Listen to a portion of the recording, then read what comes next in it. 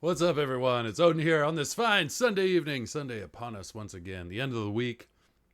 A time for reflection on the past week and updates on what's going on in the world of Broken Compass Entertainment and so on and so forth.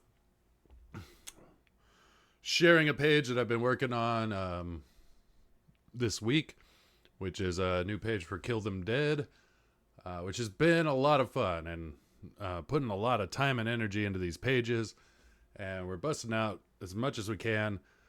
And what is really cool, and you guys aren't privy to this yet, but you will see them soon.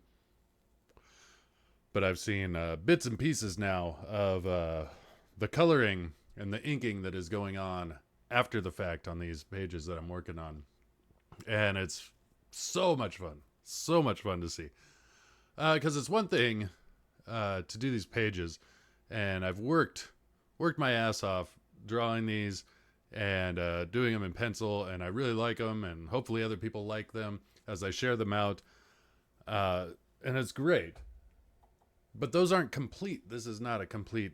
Well, this one I'm still working on, but the other ones that are complete from my end, they're not complete. They got a whole other added art effect that is coming from somebody I admire and respect as an artist very much. And so to see what they are laying down on top of these pencils is well, it's, I get awe-inspired, but I also just like warms my heart, because it's like I wanted these to come alive. I wanted him to, and I told him, I was like, just go crazy, don't worry about the pencils. Like, this is just there as a template. Obviously don't change the whole thing, but your addition to this is so important. Like, just go off. And he's really taken that. He decided to use oil paints, and I think it's a great move. Everything is like multi-dimensional and thick and powerful, and just comes to life that much more. So yeah, I'm not going to share those teaser pages or him showing me what he's working on. He'll share that out in due time, for sure. But yeah, it's coming together, and I'm super excited. Amongst many other things that we're excited about, book-wise, to be honest, 2024 or 2023 was not the year we envisioned. There was so much going on, and it's been talked about ad nauseum on my channel, on different streams, whatever, anywhere I go. I'm like, I moved. But there was so much going on, and all three, James, myself, and Sebastian, Skunk Artworks, in our personal lives that are kind of, the dust is settling. We're feeling this rallying support towards what our original vision for 2023 was before all the giant changes and things.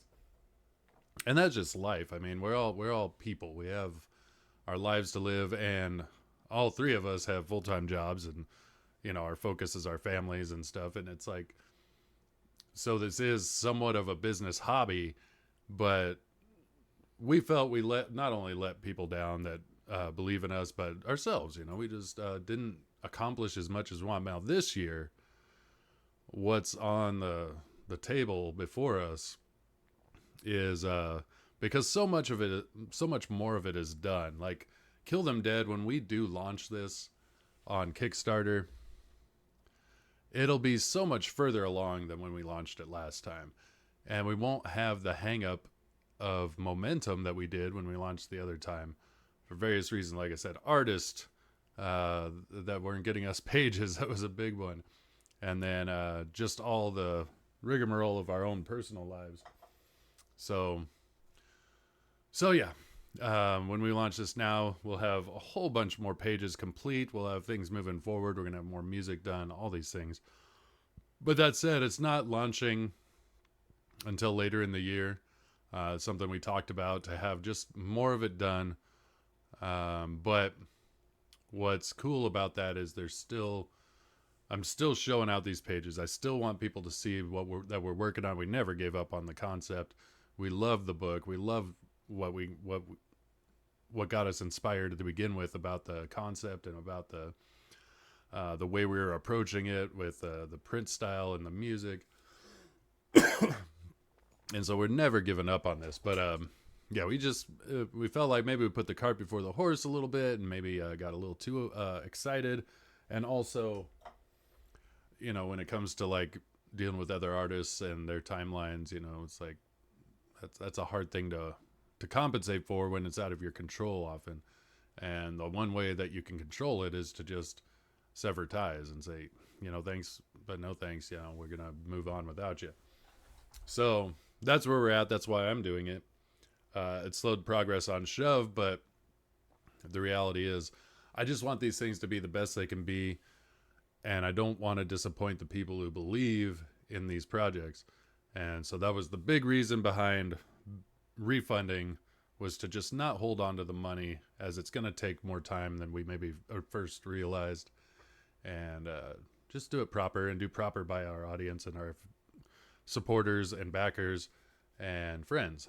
So anyway, that said, working hard on it, and that's the last page, but I could go reverse order. Like, this is the one I worked on before that. Again, can't wait to see what Sebastian does with this.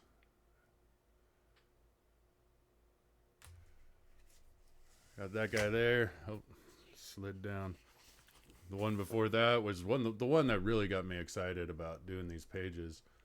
And this is the one that Sebastian shared a lot of the color work on. And I was just like, dude, no freaking way.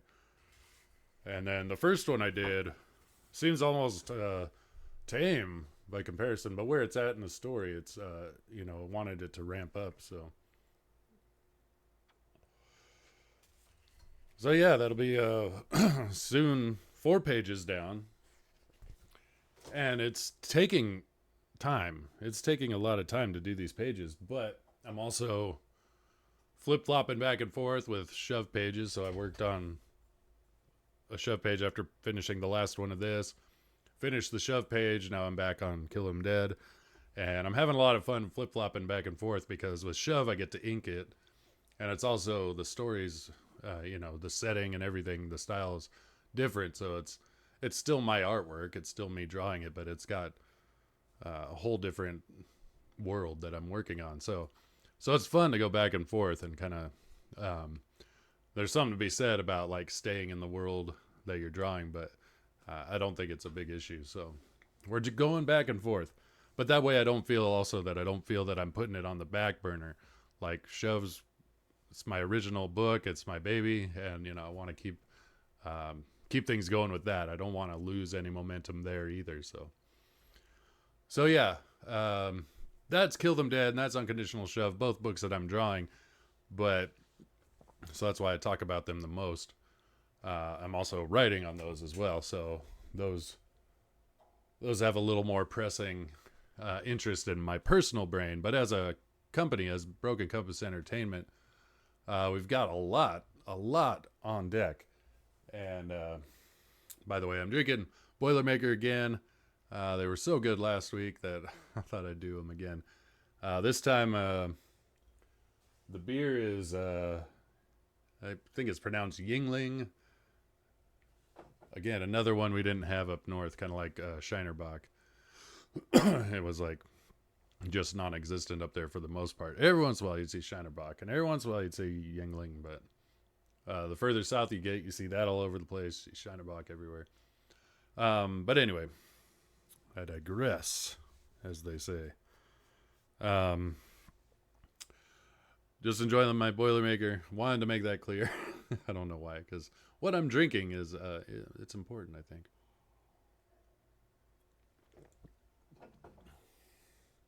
So what we have on deck, though, and this is tentative timeline, things subject to change. I mean, a year is a long time, but we got a lot of things on deck. So the first thing, which is going to be the easiest thing because the books are done, everything's there, but it's something I've been bugged about.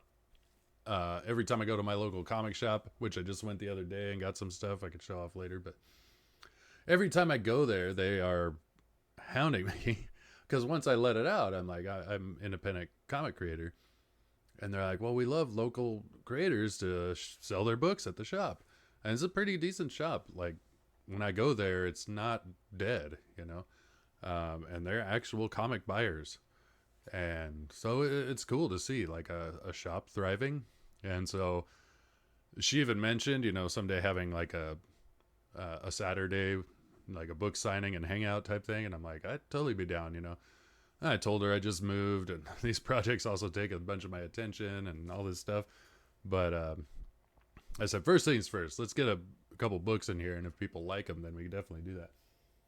But it was super cool of her to offer, you know. So anyway, I get hounded by her for books. And I'm like, well, I got to get the reprints.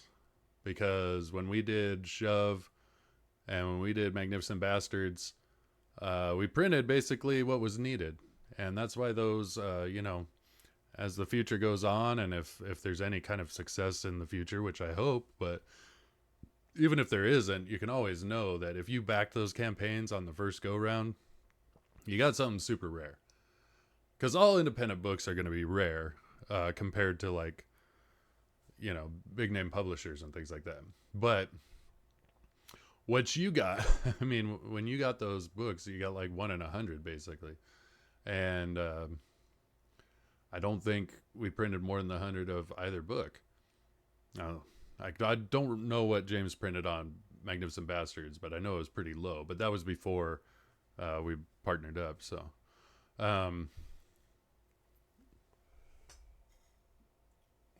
So what you have is super rare. Now, we need to make these reprints because there's people who missed out on the campaign. They want to have them. And most people hate digital. I am one of those. Cannot stand it. Somebody's like, here's a digital copy of my book. I'm like, I'll look at it, but I'm not reading it this way. There's no way. It'll just make me not like your book. So wait till I get the physical. So as people are like, digital, it'll just be a spoiler or it'll be shared out for free. I'm like, you know what? If people can handle reading digital, they deserve it, I guess. I don't care.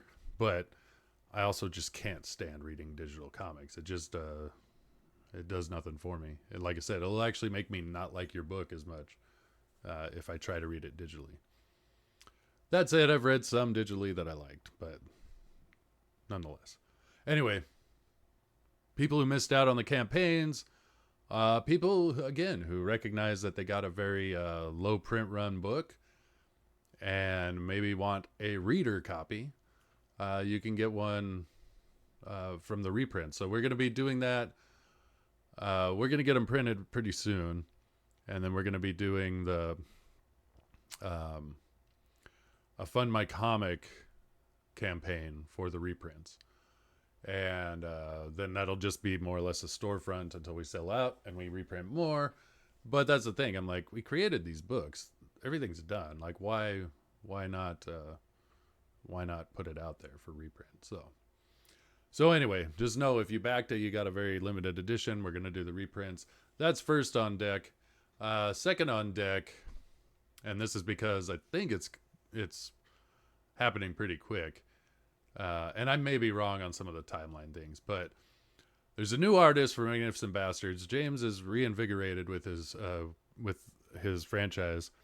I think he got a little down when he wasn't getting pages very fast, and now they're coming very quickly because we got a new artist on board. You may know him if you follow him on Twitter or maybe Instagram as Sketch51. Super cool guy, Bob, otherwise known as. And an excellent artist, especially an excellent cartoonist. And he's quick, and he's captured the vision, and James is super excited. So, and the new Magnificent Bastards are going to be smaller page count, cheaper books. That's something we kind of learn over time. Is just try to make things cheaper, but we did what we have to do. But so that should be on deck. It's looking fantastic. I know the whole story. It's hilarious and awesome. James doesn't disappoint. Like his timing and rhythm to his stories is great. His humor is always on point. It's great. So I'm excited for Bastards 2. That is in sign up right now on I think Indiegogo. So we're spreading it out across campaigns, and who knows what we do fully going forward. But so the signups for Magnificent Bastards 2 is on Indiegogo. I'll put links to all this shit. Well, what we have. We don't have the Fund My Comics set up yet. And it's only because I haven't set up a Stripe account, which it's on my to-do list. But so Fund My Comic for the reprints, which that'll be happening soon. The Magnificent Bastard launch will happen after that. But it is in sign up right now on Indiegogo. After that, we also have Sebastian has a nearly completed children's book that, again, he showed me pages from, and I'm just like, dude, you're a master. You're a craftsman. You're really good. Yeah. So, and I want this book to do just great. It is a true kids book, not like a kids comic book. The other distinguishing thing about this is because Sebastian lives in Deutschland. There'll be a German translation of this book, which may even outsell the English translation. But there'll be both versions. It's beautiful.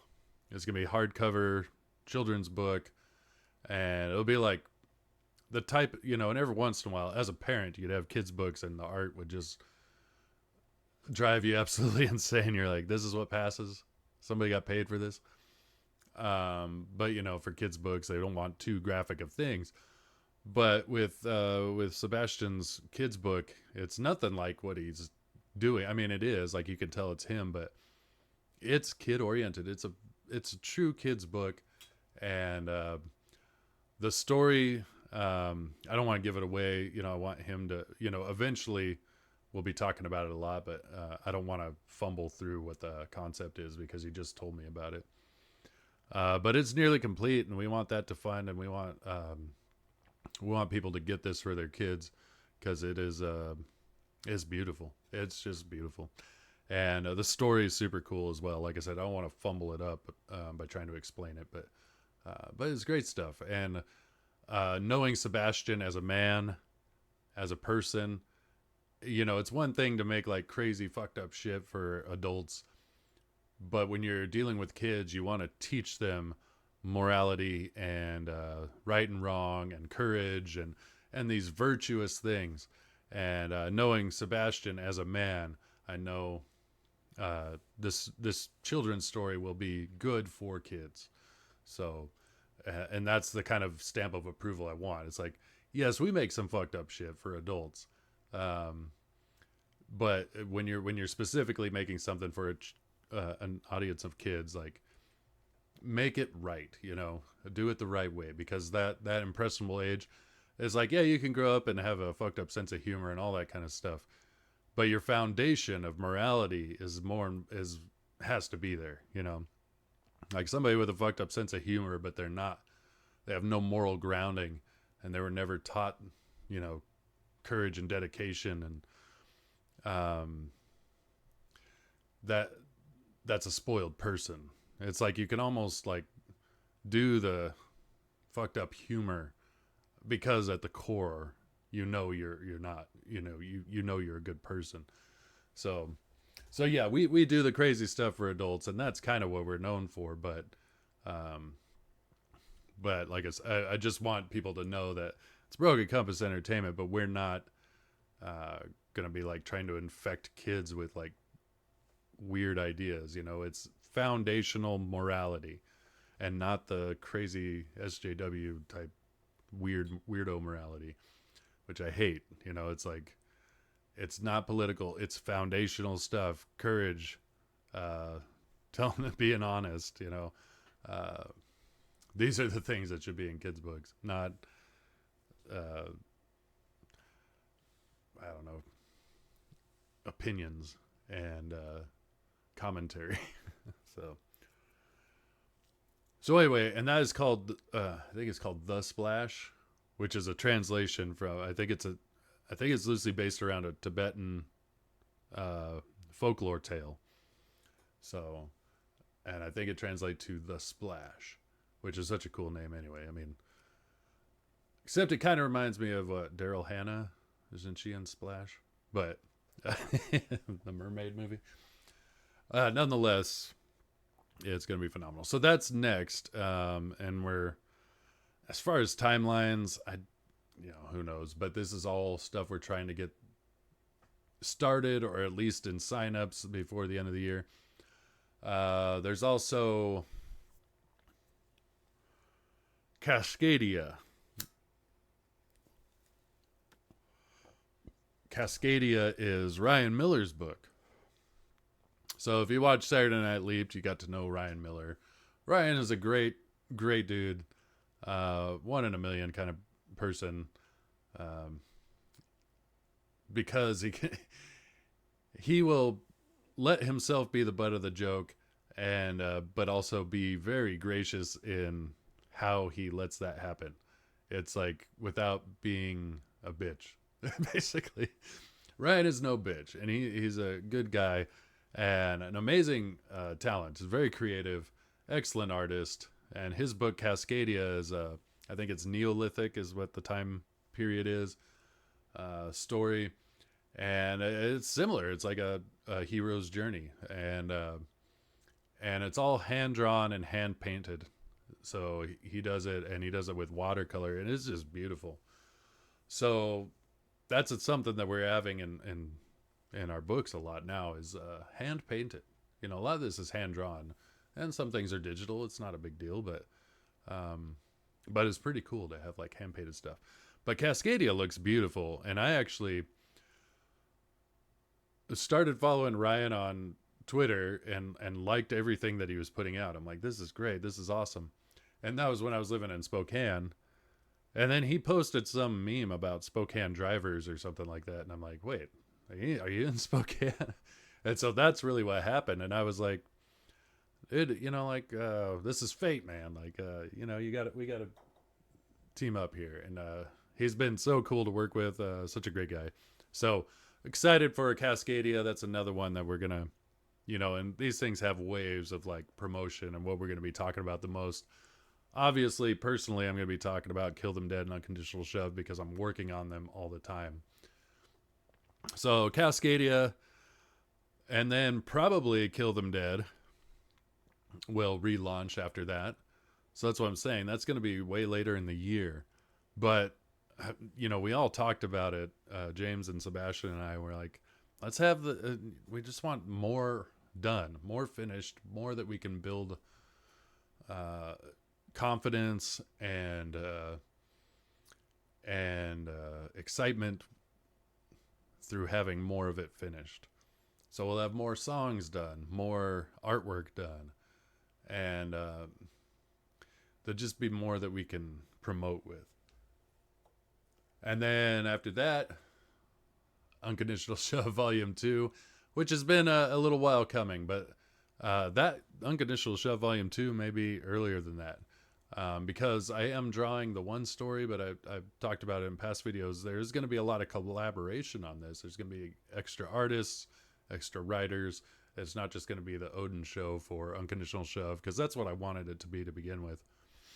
Like, I knew nobody was going to want to be in my little book, and I was fine just making it, and it was also personal so that I could show myself that I could finish something, I guess, comic-wise, and publish it and print it and ship it out and all that stuff. But I really wanted it to be like that anthology feel where it's a little different. I don't want it to be full on different. I want the stories they have to be vetted, I guess.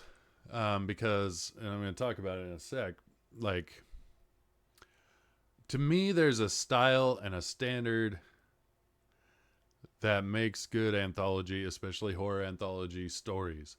And it's not a formula per se. It's a feel. And if you don't have it, it goes off the rails, and it's a fine line. Like, it can seem like, somebody writing it is like, this is just like Twilight Zone or something, and then only in their head was it like that. And maybe that's true for me too. Like, I know with Unconditional Shove Volume 1 that it wasn't exactly what I wanted as far as, like, the second story was, as far as like feel. The first story, and I've talked about this a few times too, I originally thought it might be an ongoing series, and I wanted to make it into at least a very long mini series. And then I went, no, what I really want to do is an anthology book. And so I switched it up and changed it.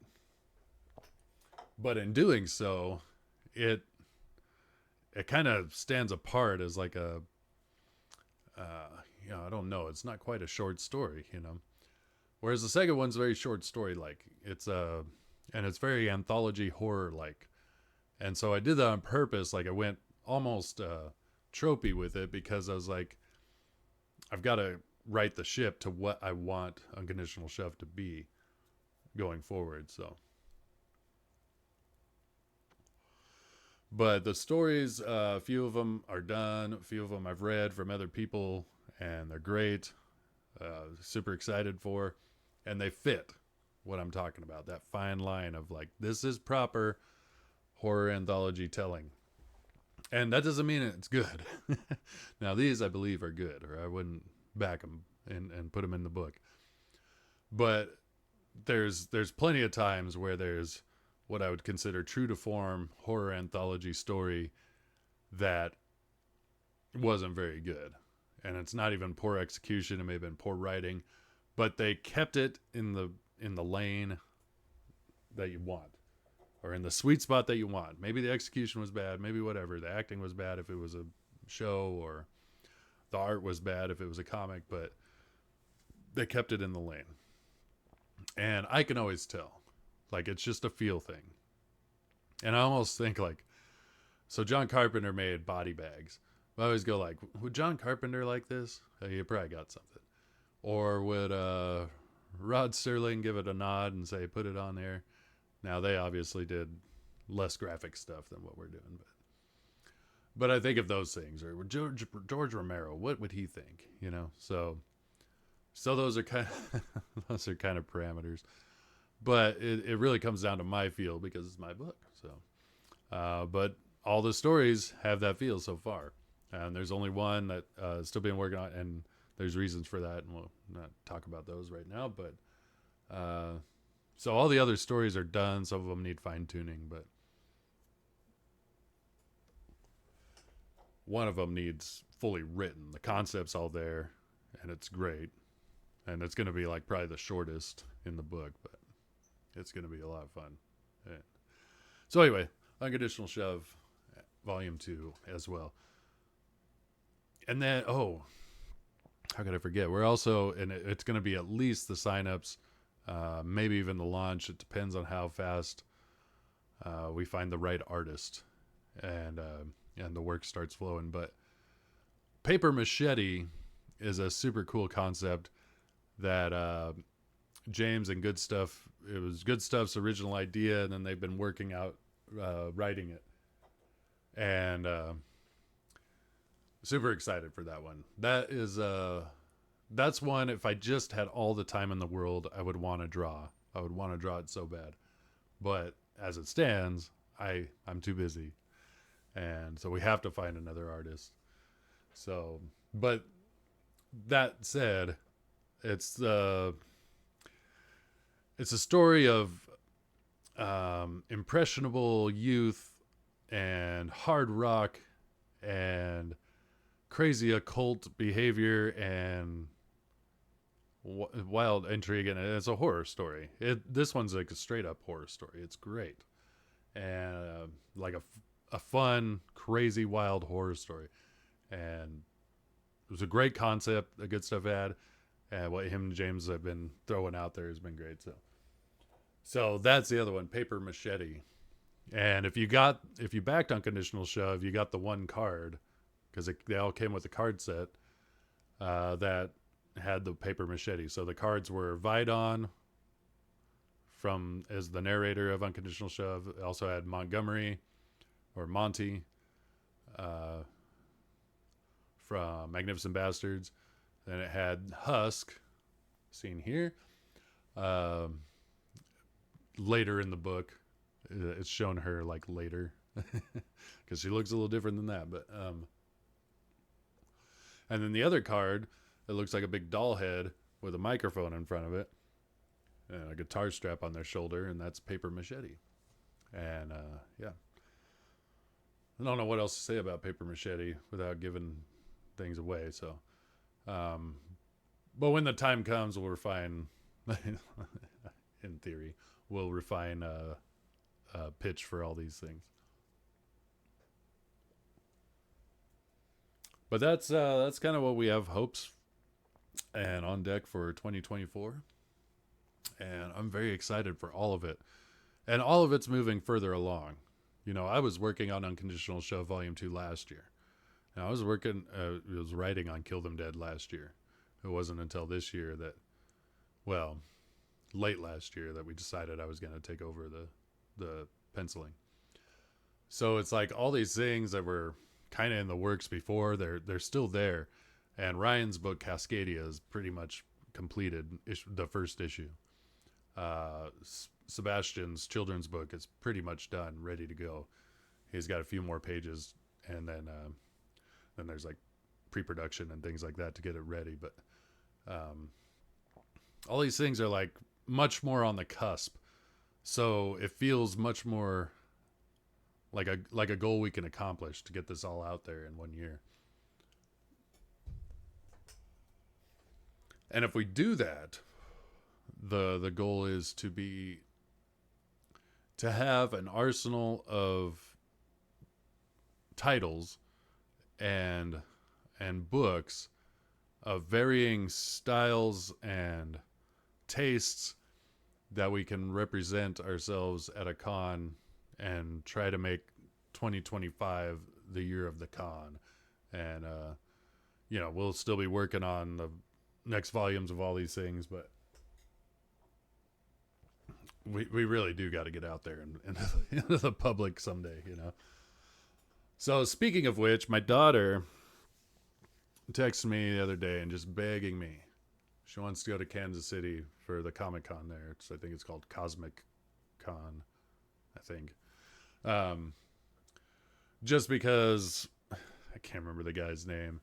He was the guy from Scream, and then he was in Five Nights at Freddy's and SLC Punk. You know, he's a weirdo, like kind of got a Jim Carrey-esque kind of face, but I could never stand the guy. I thought he was annoying back when Scream came out and I was a teenager. I'm like, I fucking hate this guy. I didn't like him in SLC Punk. But that said, my daughter likes him a lot. She thinks he's hilarious and awesome. So I actually did like him in Five Nights at Freddy's, though. But now he's an old man. It's a little different. But anyway, he's going to be there. And she's like, I really want to get a picture with him and all this stuff. I'm like, okay, all right. Well, for me, I'm like, all right, who else is on the guest list? And I'm like, surely there'll be somebody I want to see. And of the artists that are going to be there, Simon Bisley. And I went, okay, we're going. Like, that's all I care about. Simon Bisley's going to be there. And Simon Bisley's a con artist. He's a con artist. He's at cons all the time. Like, pretty much if I could look at a con and see the lineup, it's almost like Simon Bisley's there half the time, it seems like. So it's not like it's my one chance, but I have yet to meet Simon Bisley or get anything drawn by him or have us sign something, you know. So if I could get that done, that'd be cool. Or even just meeting him would be cool.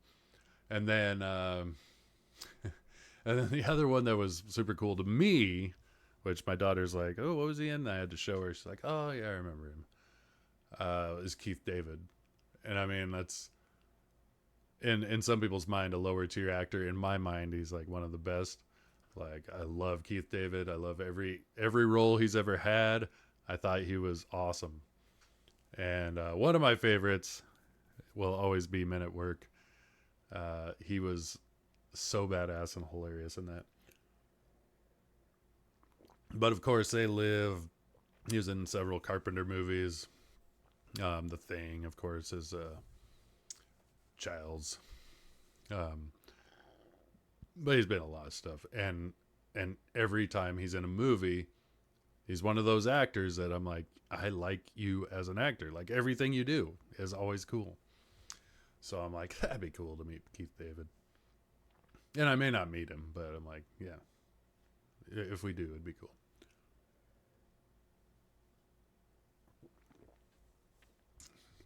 So yeah, that's in early March, and I promised her we'd go.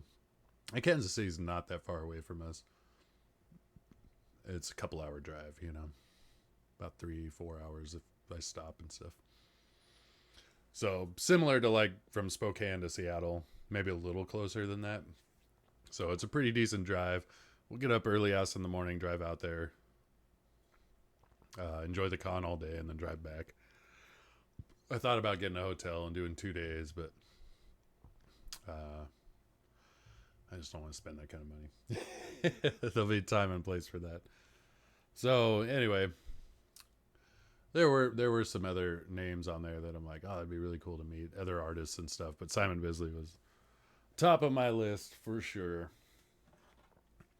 But anyway, that's kind of the news, like I said. And then 2025, maybe try to make that, and maybe even this year try to make it. But this year I have to travel for recording sessions for when I do the next batch of songs for Kill Them Dead, and then I'll have to make at least one more trip to finish up. And that's not only expense of like travel and all that, and it's the time that I have to take off work. When I got my new job, I had to leverage and negotiate for, because my last job, I had almost 5 weeks of vacation every year. And I could nickel and dime that so fast with like kid stuff and doing things with them, and then just random trips. And back then, or a while back, I was in a relationship with a girl who loved to travel, and she was always on the go, and she was self-employed. So she was just like, hey, I'll leave whenever I want. And so I was always traveling too. So you use up that vacation time pretty quick if you want to. But at this new job, they offered me 1 week in the first offer, and I'm like, no, that ain't gonna work. I have too much of a life outside of this place for that to work. I've got family all over the country. I don't have any, family except my kids in Missouri, so I'm always gonna want to be traveling just to see family. Let alone, I'm an independent comic book creator. I want to start doing cons, and yeah, they're on the weekends, but I'm getting old. I need that day of recovery before I stumble back into work. And at a new job, like if after I've been there a couple of years, it's like, yeah, I'll stumble in on a Monday. I don't care, or I'll mail in a Friday but as a new employee, like you really are like, I haven't been a new employee in a long time. This is the first new job I've had in the last 15 years, pretty much. And really always wanted to put my best foot forward and trying to impress, and I mean, not in some kind of weirdo way, but like they took a chance on me. They paid for my move. They did all this stuff, and I want them to know that their investment, and it pays dividends for your future, right? Because it gets to a point where they're like, yeah, you do a great job. We appreciate you. You need that time off, go for it, or you need this, you got it. But all that has to be quantified by your performance. So I want them to know, like, I do awesome work, and you can count on me, and I'm reliable, and I'm there on time, and I work hard the entire time I'm there.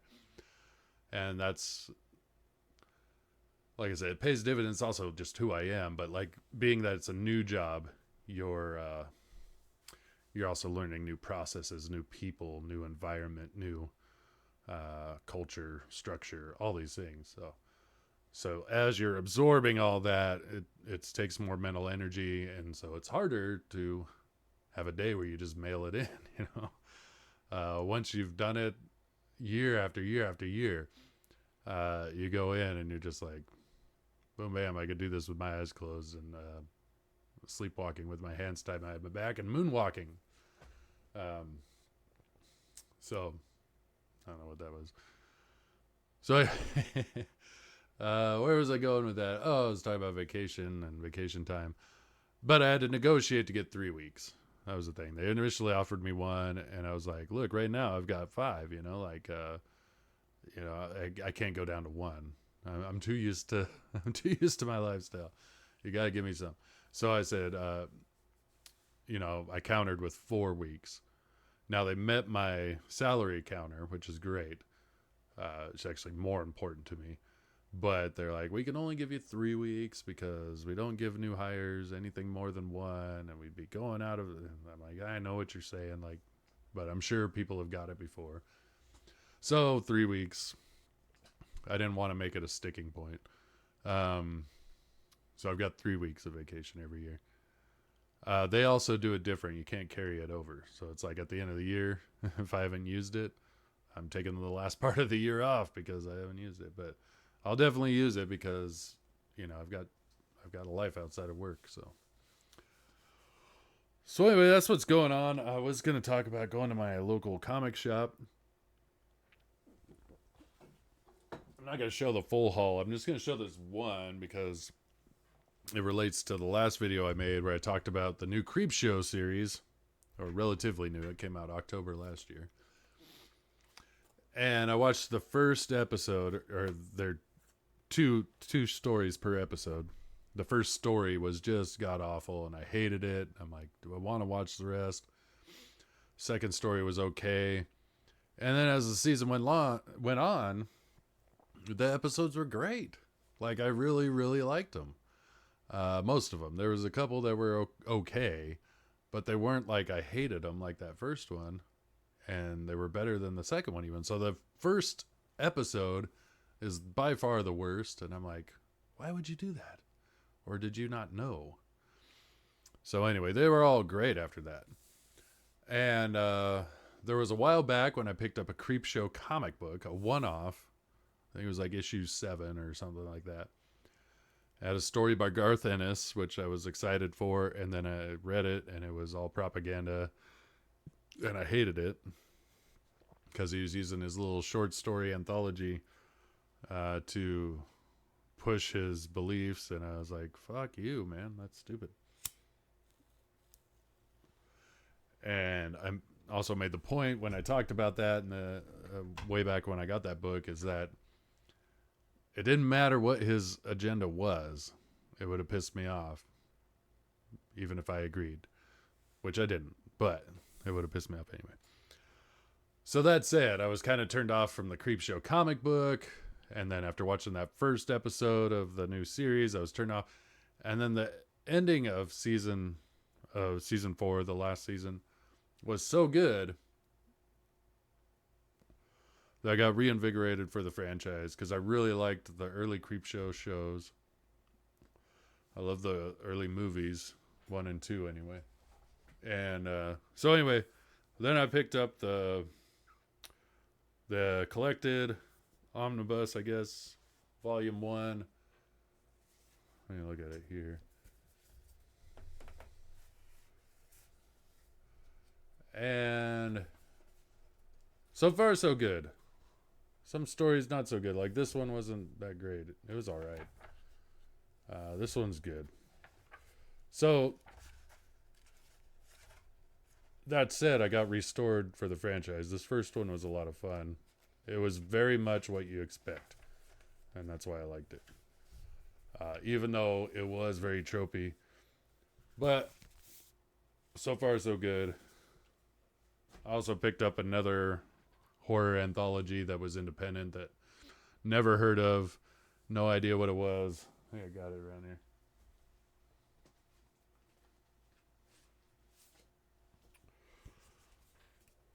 It's called Horror Pulp Stories. And it looked wild, and some of it looked really cool. So after I'm done with the Creep Show, I'll check that one out. I also got a new Creepy Anthology, volumes 6 through 12 or whatever is the next one I needed. I love collecting the individual issues of Creepy, but just for reading, those big collected books are great. I also I got another. So I got two new Conan books. I got another sketch cover that's pure black, so I'll have fun with white ink on that. And then this one, issue 6, had a cool Jay Lee cover, which might be hard to see. Maybe down here. And I love Jay Lee. His style's become different now. It's still very much him, but I kind of like the old stuff where it was just wild. And this is a pretty tame, there's no background, which actually works. It's really cool, but the interior art changed. It's not Del Torre or whatever his name was. And it's still really good, but it's not as good. But so I may stop collecting that Titan run. We'll see. The first 3 were great. And now they're switching artists. So yeah. And I was already on the fence about keeping going with it, but then I'm like, fucking Jay Lee cover. You guys know how to sell me, I guess. So anyway, that was the haul at the comic shop. And she still has a bunch of Savage Sword issues in my slot, but they're not going anywhere. So I'm like, yeah, I'm already going to spend a lot of money. I don't want to get those just yet. We'll wait till it's a light time for. But they had all these different horror anthologies, and then they had the creepy volume that I really wanted. So, and it was the only one there. So I was like, yeah, I want to get that. And to be fair, like, as horror anthologies go, we talk about EC, and they were kind of like the originators of the horror anthologies as we know it in comic books. But I truly think that Eerie and Creepy were superior. I think the artwork was superior. I think the stories were typically superior.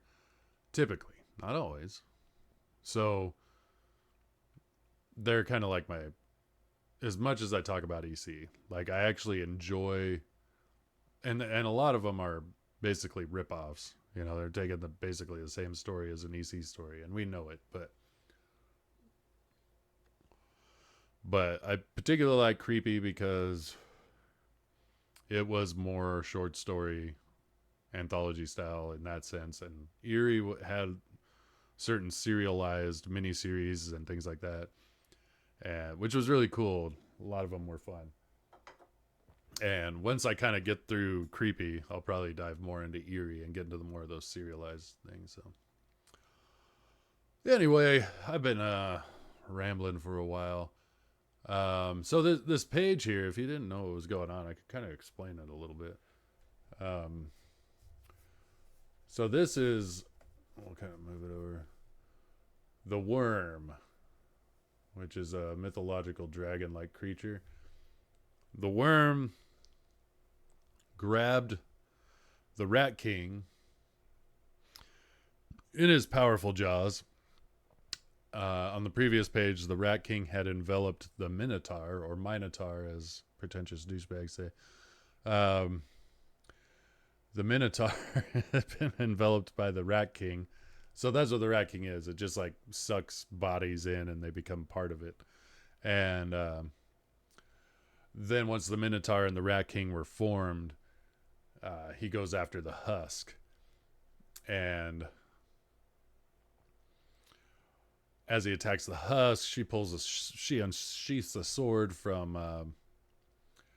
another zombie. It was just like stuck in him while he's doing battle, and she pulls it and slices into the Rat King, but it just kind of gets stuck in there, and the Rat King starts absorbing husk. And as that's happening, the Worm flies in, grabs them all, scoops them up into his powerful jaws, as I said, and takes off into the sky. And that's the thing. The Rat King is just a formation of bodies and different gore and things like that. And so as the Worm is chomping down, bits and pieces of people are falling and escaping from being part of the Rat King. And then you've got the husk there being dragged behind, her sword still sheathed into the Rat King. Probably hard to see. And you got the Minotaur. Minotaur. I'm not a pretentious douchebag. Minotaur. But as you can see, the Rat King has a hold of Husk, and then this is just kind of a close-up of that. Her being held by the Minotaur. And then in the background here, we're going to have a farther away shot of the husk, or of the worm chomping down, more bits and pieces falling into the ocean. You see a boat, or the ship, down there below, and people are going to be falling into the ocean. And then here also, this is the ship from this image. Bird's eye view. I was talking to Sebastian how I rarely ever use what the fuck's the term? When you look at an image of real life to, why can't I think of the term? Oh, my brain's shot. I rarely ever use stock image or whatever, find images of things. I usually just use my imagination, which to me is very comic book like. Now the only times I don't do that is for vehicles, because I'll get the contours wrong and somebody be like, that looks wrong, you know. And oftentimes weaponry, I still can't think of the term. It's pissing me off. I don't know why. Sometimes when I do these videos, I'm like, the term is right there. And somebody watching this is probably sitting there like, I know exactly what you're talking about. It's this. And they can't tell me. So if I did do live stream, somebody would in the chat would be like, you moron, it's called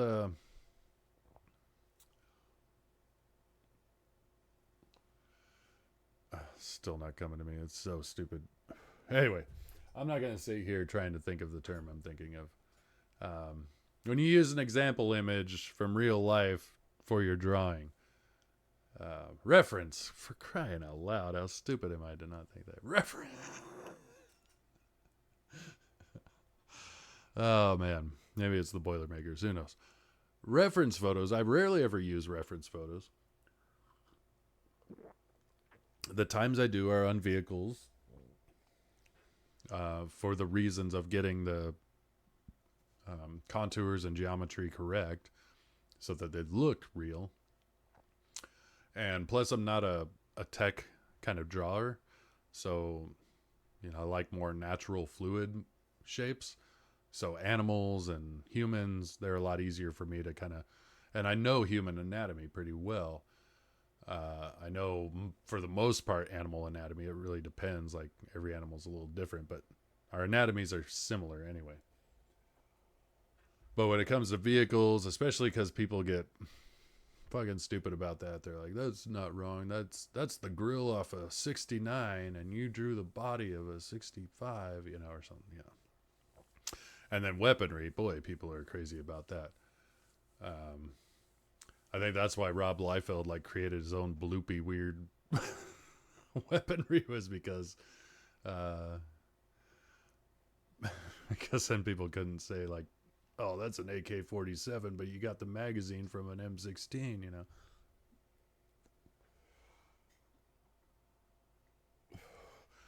know. Speaking of Rob Liefeld, it was interesting. So Billy Tucci had him on his show the other day, and I was watching just while I was drawing, just background noise, and listen to Rob. Rob Liefeld's one of those guys. It's like a love-hate relationship. I grew up idolizing him. I thought he was great, like when I was a kid. And it wasn't until I met somebody who was like, oh, Rob Liefeld sucks, that I even like thought that he sucked. And to this day, I don't think he sucks. I don't think he's nearly anywhere close to as great as I used to as an artist. But I actually like his take on comics and things like that, because he's a fan. regardless of what you could say about his art and things you like or don't like. Um, but he was talking about current style, and it's something that I've talked about a lot, and I'm just going to end with this. But he was like, right now they draw, he says, what I call animation cell style art, and I'm like, fuck, he just explained it right there. It's cell animation artwork. He's like, there's no deep shadows, there's no cast shadows, there's no heavy black areas. He's like, it's clip art. And I'm like, fucking A, that's what it is. And I hate it. And I've been saying that for a long time, but he put it into good terms that I liked. And I was talking to somebody way back when I first started like meeting people in the indie scene here and going on streams and stuff. And they're like, do you think you could ever work for like Marvel or DC? Like if they offered you a job, and I'm like, they would never offer me a job, for one. Like, it's become a house style, and there's been ebb and flow with house styles for Marvel and DC. Good and bad, ugly. And right now it's the actual drawing, like perspective and anatomy and expressions on the faces, everything's clean and proper. But it's boring as fuck. There's nothing exciting going on. And that's exactly the opposite of what I do. Everything can be very messy, and I want it to look exciting. Half the reason it looks exciting is because it's messy. But I was on JBod's stream one time and we were talking about this exact thing. And I just bought a copy of How to Make Comics the Marvel Way. And I was like, they've gone against every principle they teach in that book. Because it talks about like, and it shows just gesture drawings of like, here's a guy punching someone, and they're like, and this is very realistic how somebody would punch somebody. But that's not where we want to go further with it. So overextend that punch and put the body contorted into all their leverage and weight. And that's another thing. There's no weight in any of these characters in this new animation cell style. There's no weight and power in any of this. So when they're in a battle, there's nothing gripping about it. It's like Rock'em Sock'em Robots. There's no power thrown into this. And when you look at the old Buscema and Jack Kirby stuff, somebody throws a punch, you were thinking they were throwing the fastest pitch, in baseball. It's just like their entire body is whiplashing into that moment, and the person is flying back, and there's foreshortening, and later people got really graphic and did add a lot of heavy shadow, and it's nowhere near that anymore. It's lost. And like, that was the whole point of How to Draw Comics the Marvel Way, is like, you can almost hear in Stan Lee's voice, comics should be fun, like, or something, and it's like, that's the thing. And when I talk about not using reference photos, that's part of the reason, is like, I want it to look like I can draw good enough that I can make something look realistic enough. Now, it's not real. I don't want it to be real. I don't want it to look like real. I want it to look like fun. I want it to look like comics, which are like pseudo real. And in Drawn Comics the Marvel Way, they're like, here's a normal person who stands this high, but a Marvel superhero should be a little bit taller. Here's a normal man in good shape's chest size, but a Marvel superhero should even be more barrel chested, and it's like, if I use reference for these things, they lose a little bit of that momentum and power that comes from making them cartoony, for lack of a better term. And that's why some of these old artists, like John Buscema, I remember him saying that. He took exception to being called a comic book artist. He's like, I'm a cartoonist. And I found that very telling. But at the end of the day, I'm like, this is what makes comics comics. This is what makes them great. Is that you're not drawing real things. Like there are artists out there who draw super real and it looks great, but it doesn't look like comic books. And there's a lot of people who simp for Alex Ross, and my God, he's a great artist. No doubt about it. But it doesn't fully feel like comic books because it's just too real. And credit to him, and he's really good at it. But I'm not an Alex Ross fan. I never have been. Like, it doesn't look... He's drawing comic book characters all the time. They don't look like comic book characters when he paints them. Esad Ribic, which is, you can't see it, but he did a lot of Conan stuff. But he kind of it's still very comic book-like, but he painted in a very real kind of way. Well, it was the same with Frazetta, you know. There's exaggeration, and it's what makes things fantastic. And sometimes it works, sometimes it doesn't. And I remember as a kid, I didn't like Jack Kirby. I didn't think he was that great. And everybody's like, King Jack Kirby. And I would look at the stuff and I'm like, this is all the stuff that I kind of made fun of. You know, hindsight's a little 20/20. Like, I appreciate it now, but I appreciate it more for what it meant to comic books and the medium. Because sometimes his foreshortening and his exaggeration were so exaggerated that it was just like I would always joke, like, why does Silver Surfer have a hand that's like twice the size of his body? You know, it's foreshortening. And I'm like, I get that, but it looks like he's just got some giant weird hand. So again, sometimes it works, sometimes it doesn't. I don't know. I've gone really long. It's already over an hour.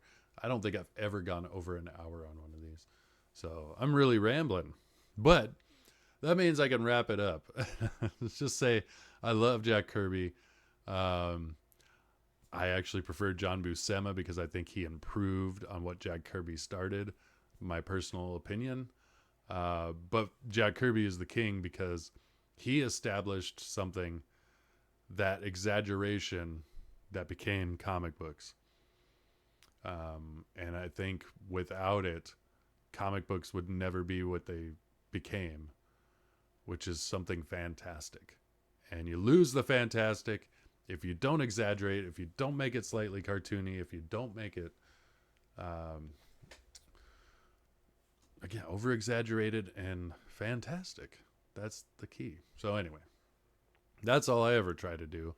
And again, go back to, that's why I don't use reference very often. Like, I've drawn figures and things that are very photorealistic to make sure my anatomy was correct and the placement of everything was right and the eyes were set just right apart and and everything looked proper. I've done that. I know where they're supposed to be. It doesn't always have to be that way. And in comics, it shouldn't be that way. So anyway, that's my rant. I'll wrap it up. As always, I'll end with wherever you are in life. I hope life's treating you well. I hope you're facing your obstacles and your challenges with courage and strength and confidence and power and a great care for those that you love. And above all, integrity. You know, if everyone takes everything away from you and that's all you got to stand on, that's still something pretty good to stand on. It's a foundational thing that if you acted without integrity and everyone took everything away, you would literally have nothing. But if you acted in integrity and everyone took everything away, you would at least have that. And it's important. So always act that way. Do what you say you're going to do. Be who you proclaim you are, because you are what you do. You are what you do. You're not who you say. You're not what you say. You're not what you project. You are what you do. And that's sober to think about, but it's empowering if you let it be. So anyway, act with integrity. Be awesome. Be pure awesome. Pure excellent. And Until next time, it's Odin. Take care. We'll see you later. Have a kick-ass rest of your week.